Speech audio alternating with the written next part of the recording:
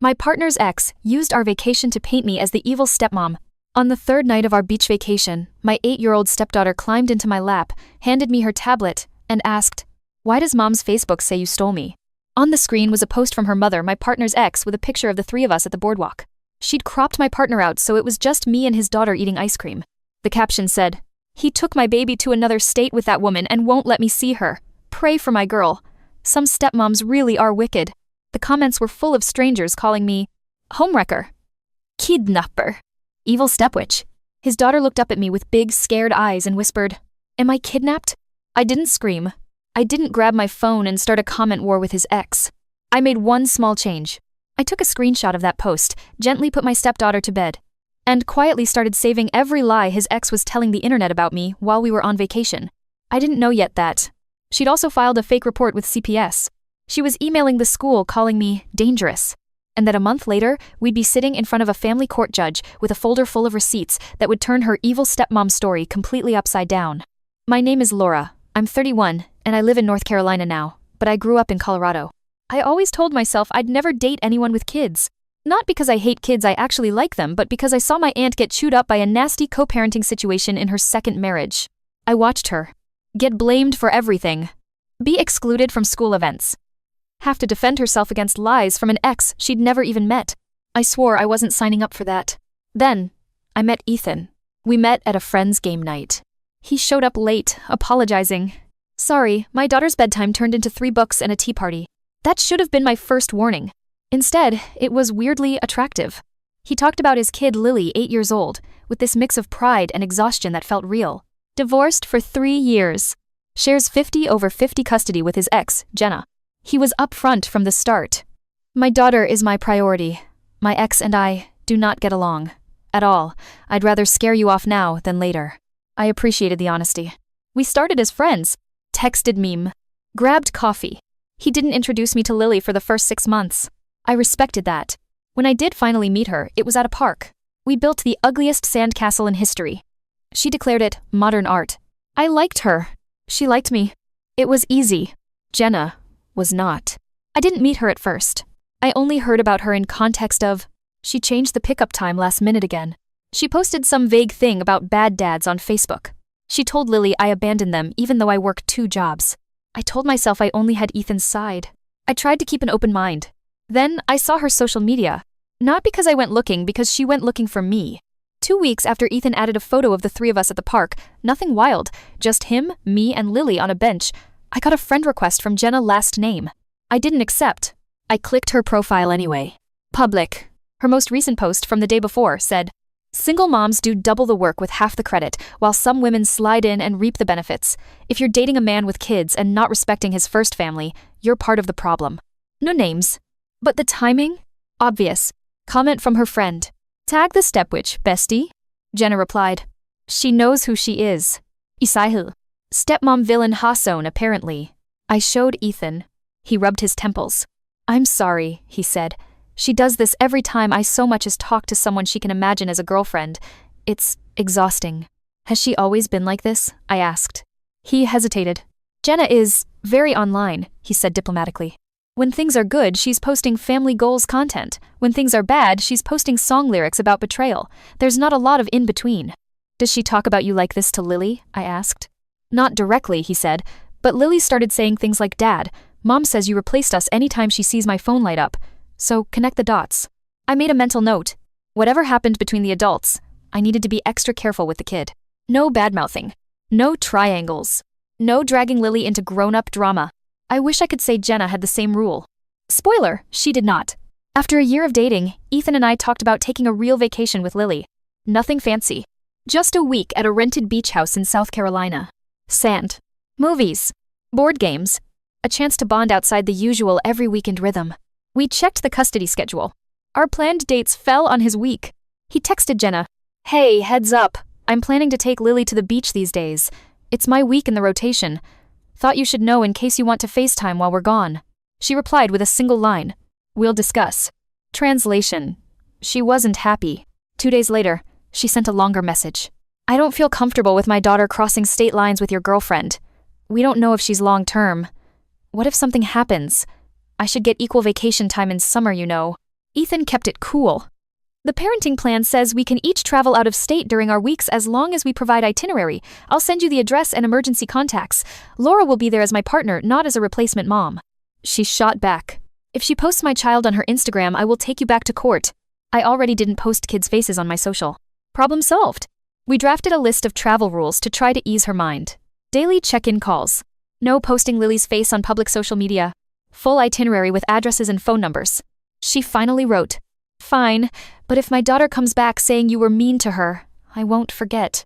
That line sat in my head like a bruise. "Do you still want to do this?" I asked Ethan.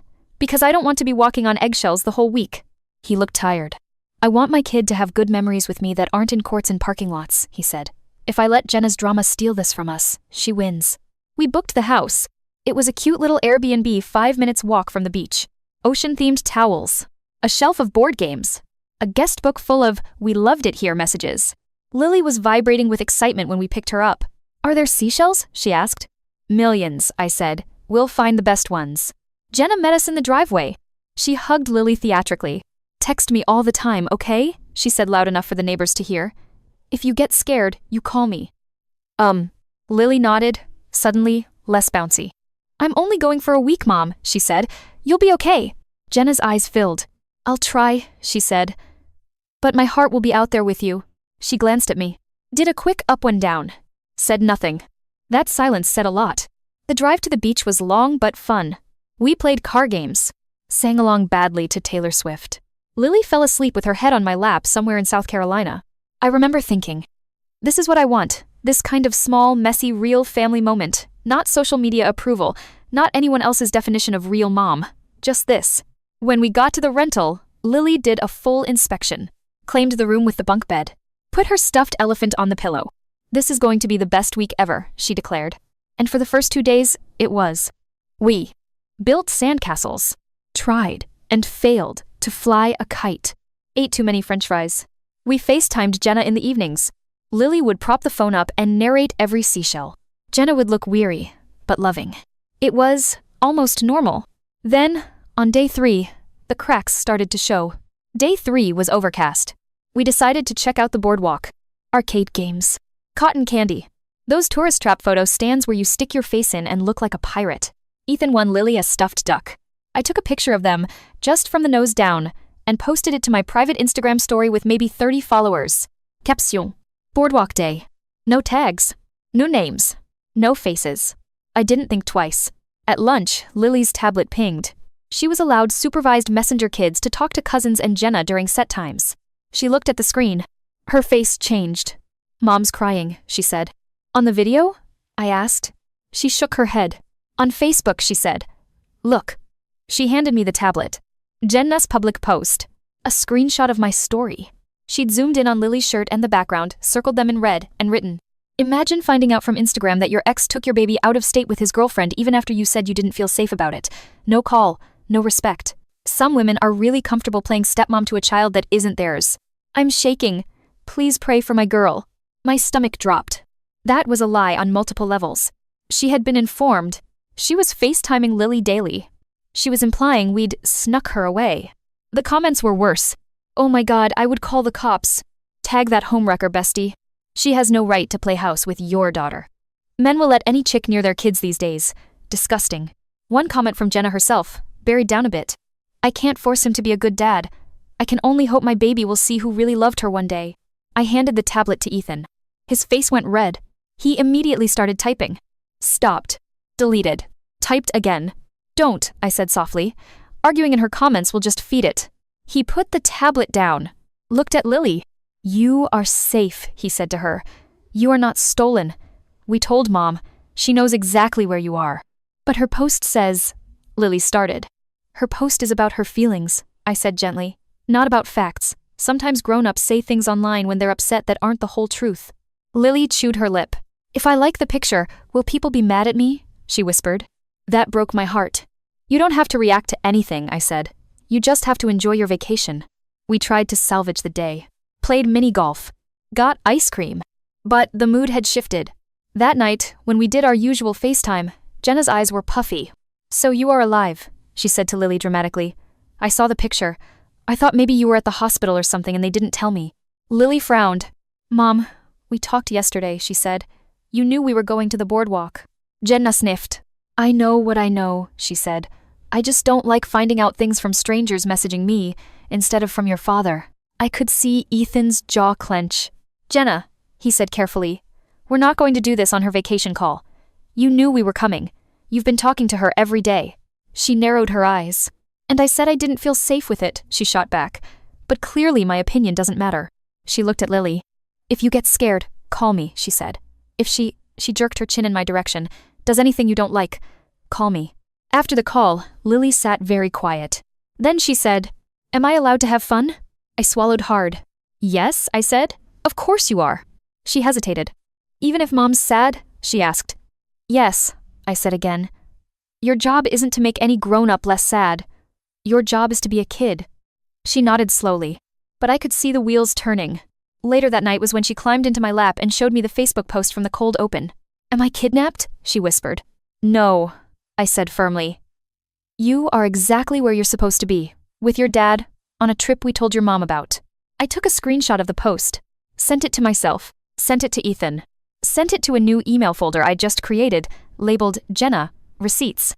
The next day, things escalated. We got a call from an unknown number. Ethan answered. Yes, he said.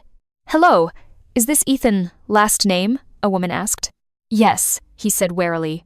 This is Miss Carter from Child Protective Services in our county, she said. We received a report and need to ask you a few questions about your daughter, Lily. My blood ran cold. Someone called CPS because we took her to the beach? I mouthed. He put it on speaker. What kind of report? He asked, voice tight. I can't disclose the reporting party, she said. But the allegations mention that your child has been taken out of state without her mother's consent and that your partner is controlling access and trying to replace the mother. Ethan closed his eyes. This is about my ex, he said. We have a court-ordered custody agreement. I can email it to you. She agreed to this trip. We FaceTime her every day. My daughter is currently coloring mermaids next to me. I understand this is stressful, Miss Carter said. If you can email me the order and your travel itinerary, that will help. We may still need to do a brief home visit when you return, but unofficially, these kinds of allegations are common in high-conflict situations. I jumped in. Can I also send you screenshots of public posts where she's twisting the story? I asked. Yes, she said. Document everything. That word, document, became my mantra. I saved the Facebook post. Comments where Jenna's friends called me a kidnapper and she liked them. A TikTok she made with a sad song over photos of Lily as a baby, captioned, First they take your man, then they take your kid. Wicked stepmoms are real. Oh, she'd posted a photo of my hand holding Lily's on the beach, zoomed in so you could only see my wrist. Caption, Not her real mom. Never will be. Strangers wrote things like, I'd never let another woman take my child on vacation. That stepmom is out of line. You need to fight for your baby. They didn't know. I'd turned down posting Lily's face out of respect. I'd cut my own parents' beach plans short to match Jenna's demands. I was the one packing organic snacks and sunscreen in the background. All they saw was her version. The evil stepmom was an easy character to hate, so they hated me. From their couches, on their phones, without knowing my last name. When we got back from vacation, we had a CPS visit. Miss Carter came to our apartment, looked in the fridge, talked to Lily alone for 15 minutes, checked her for bruises, asked about rules, routine, how she felt here versus at her mom's. Later, she sat with us at the table. Off the record, she said, This looks like a safe, loving home. Your daughter speaks highly of both of you. She seems confused by the conflict between her parents, not abused by either. She folded her hands. On the record, she added, I have to note that there was a report. It will go in a file. If more come, we'll have to keep investigating. My unofficial advice? Talk to your lawyer. We already had one. Ethan had hired a family lawyer, Miss Nguyen, during the original custody battle. We booked a meeting. Brought the CPS paperwork, the Facebook screenshots, the TikToks, the CPS report number, a printout of the parenting plan showing travel rights. Miss Nguyen flipped through everything. Her face hardened. This is textbook, she said. High conflict X using third parties and social media to wage war. She's weaponizing CPS. She's weaponizing your child's image. We can work with this. What do you mean? Ethan asked. We can file a motion to modify the order to include no disparagement of the other parent or their partner in front of the child. No posting the child on public social media without both parents' consent. a clarification of travel rights so she can't claim ignorance. And we can ask the court to formally admonish her for making knowingly false reports. Will the judge care about TikTok? I asked skeptically. Miss Nguyen smiled thinly. Judges care about patterns, she said. If we can show a pattern of her writing one story online and a different one in court, it undercuts her credibility. And, trust me, family court judges in 2024 are a lot more aware of social media than they used to be. The hearing was 3 months later. Jenna showed up in a blazer, hair in a neat bun. She looked contained. Not like the sobbing woman from her TikToks. Her lawyer argued that she was concerned for her daughter's safety. She felt left out of major decisions. Her posts were emotional expressions after a triggering situation. Miss Carter from CPS testified, calmly explained that the allegations in the report were unfounded. We'd been cooperative. Lily had not indicated any fear of us. Then Miss Nguyen played the TikToks. The Facebook posts showed the judge dates, our itinerary, screenshots of Jenna saying, "He took my baby without my consent," on the same day she'd texted fine to the travel plan. She also played a voicemail Jenna had left on Ethan's phone that we hadn't even planned to use, but Miss Nguyen insisted.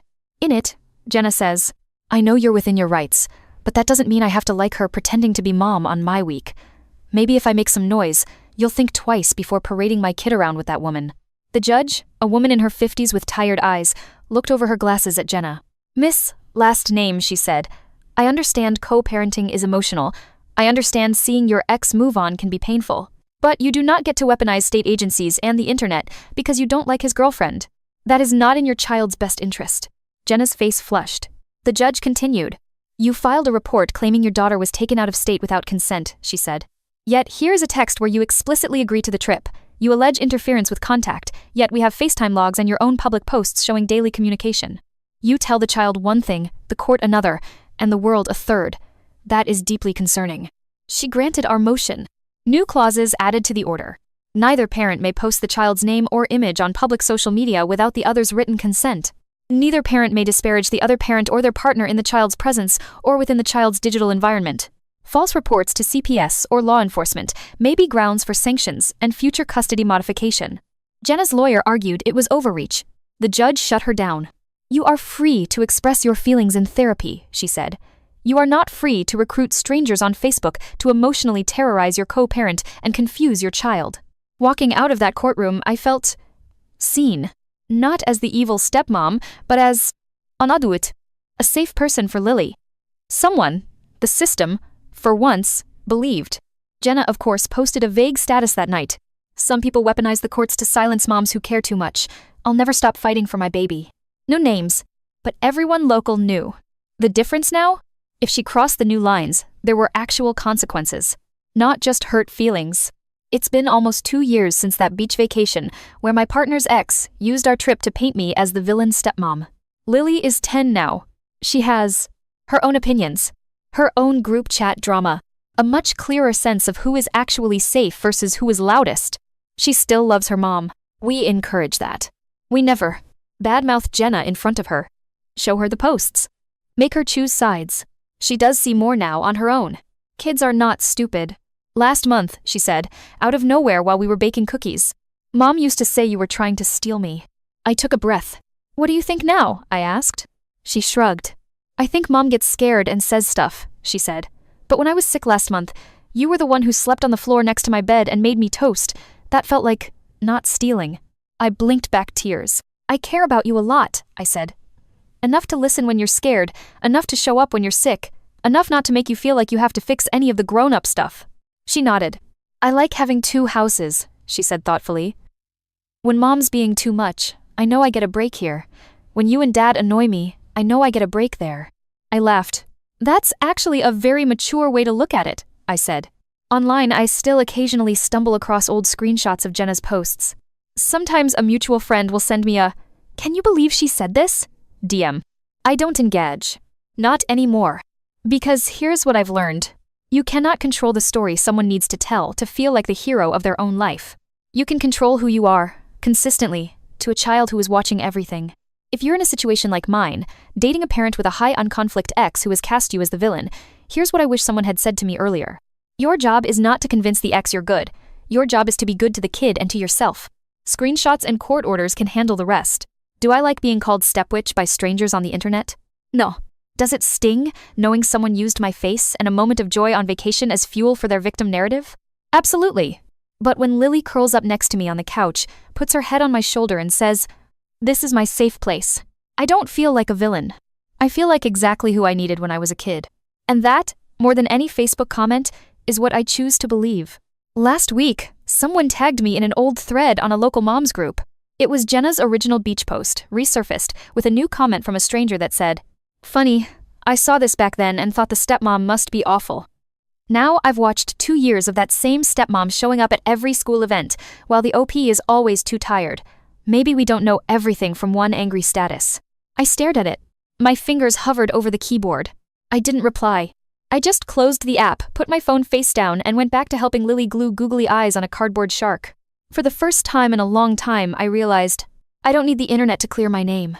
The people whose opinions matter most are sitting at my kitchen table, covered in glitter, calling me Laura and Dad, and "Can we have pizza tonight?" And in this little rented house that smells like crayons and tomato sauce, I'm not the villain in anyone's story. I'm just home.